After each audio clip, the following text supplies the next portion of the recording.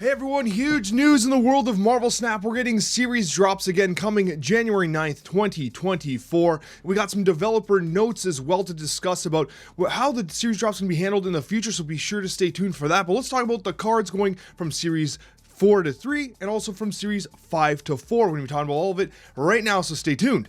First off, right off the top here, we do have 5 cards dropping from series 4 to series 3. And you might be surprised to know that some of them aren't necessarily that meta relevant. You have Master Mold, which I really do hope gets touched up in an OTA or something. This card is pure garbage, as is Spider-Man 2099. Negasonic and Stature are definitely the two that are pretty notable here. Stature's actually making a bit of a comeback, and I think that Negasonic is by far one of the most slept on cards in Marvel Snap, especially considering we have Blob being as prevalent as it is. If you control 2 locations in like a Surfer deck and you play Negasonic turn 6 with Initiative, then boom goes Blob, right? So I think that Negasonic is probably being slept on as a whole. Stegron is in a really weird spot now that it got kicked out of C5. But overall, these cards aren't that bad. I'm just glad series drops are happening in the first place, but Stature is going to be a good addition to many people's kind of collections if you haven't gotten her already, and I do think that Negasonic is solid. These other two, you're really hoping for a buff, and Stegron just got buffed, but I don't know what's going to happen. Regardless, Series 3 getting some additions here. We also have Series 4 cards, so we go from Series 5 to 4. Now, there's a couple interesting choices here as well. Right off the bat, Howard the Duck does not go right to Series 3. It remains a series, goes from Series 5 to Series 4. Howard the Duck's actually going to be in an upcoming Spotlight Cache, so that kind of makes sense why, they probably want to give him a chance to be in a Spotlight Cache before dropping to Series 3. The timing's a little strange though, because no one wants to play Howard the Duck, but maybe, maybe there's going to be some future synergy. We do have Ghost Spider, who's an underrated card. Kitty Pryde, which is obviously used to be a great card, but actually got completely destroyed over the last little bit here, and obviously was given away for free to many players who were playing at the time as well. Silver Samurai, Loki actually making a bit of a comeback in the meta. There is a new Stature Black Bolt style deck that's using Silver Samurai currently.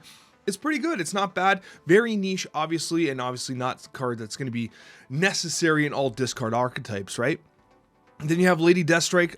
This card has not seen much play at all. There's been some flashes of brilliance at times, but overall, not the most commonly played card, and kind of surprising. It's actually one of the more recent cards that's dropping. It was only released in like August or July, right? So coming down pretty fast. Then we have Echo, one of my absolute favorite cards in the game. I love to see Echo getting into the hands of more players. I think this card is ultimately being slept on. It's unfortunate that you missed the Miss Marvel season where I think it had its greatest value. However, it's still notable. It's still good. I still like it. Although it does have a hard time competing in the meta of 1-drops when you have something like a Nico, I should say, when realistically Echo is a very defensive card, right? Dawkin is making quite a few decks here, so I do like the addition of Dawkin Season Pass card, very relatively recent. Then you have the Hitmonkey, which is not really meta right now, but has had its moments in the meta over some time, and once again is a Season Pass card, as is Phoenix Force. We have 3 Season Pass cards dropping to Series 4. You do like to see it. They aren't the most impactful Season Pass cards, and you've had multiple buffs to Phoenix Force. Dawkins been pretty much consistent, and Hitmonkey used to be one of the best cards in the game and has been nerfed since, right? So quite a few changes here, but ultimately it is a big drop. There's a lot of drops happening here, which is good, especially for people that use collectors tokens to access their cards. This is representative of a huge discount across the board if you're looking to fill out your collections. The only problem is there's really not that many like absolute must grab cards here, but anyways, more access is always beneficial. Now here to the developer notes, which is key. Developer notes, this is from Steven. We were given permission to share these kind of comments here. So Steven did try to give some explanation as to what's going on with the series drops. So let's actually talk about this. So Steven said, series drops will happen a few times next year, and we're hoping they'll have a similar to this one. So larger drops that have multiple cards in them. A big moment that creates opportunities to play cards you might not already own. The next one isn't set in stone yet, but it's going to be sooner than the last. So basically, we're not going to go an entire calendar year.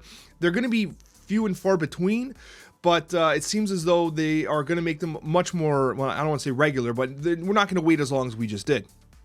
They're not going to be on a set schedule, and they want to keep flexibility because they want the Spotlight Caches to be a thing that people are interested in, because Spotlight Caches need to be a draw. People should have to want to spend their Spotlight keys. Maybe they need to start putting some better variants in them, honestly. That's just my opinion, because, we got this Legion Baby variant that's absolutely terrible. Anyways, I digress.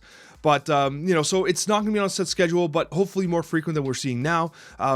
And also, finally, when they, in comment to why they chose the cards they chose, Steven said that we look into a combination of ownership and play rate to identify potential cards for series drop.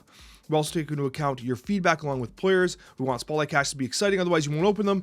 And after a series drop, we look at the data to listen to your feedback and figure out where we can improve. So when they're talking about combination of ownership and play rate, I think it might be backwards in the sense that like cards that are really popular and have high play rates, high win rates, and are like kind of notable with high ownership are probably less likely to drop. It's probably explaining why Darkhawk is still Series 4. It's also coming up in a Spotlight Cash from my understanding. Null is still Series 4. And these cards are almost on like a full calendar year of release and remaining at Series 4, right? So like Darkhawk doesn't drop because Darkhawk's still popular, despite Blob in the last week or whatever. But like Darkhawk doesn't come down, despite being like an elder statement of Series 4, and it's probably because the play rate of the card is pretty high and people want the ownership of the card. So I don't know.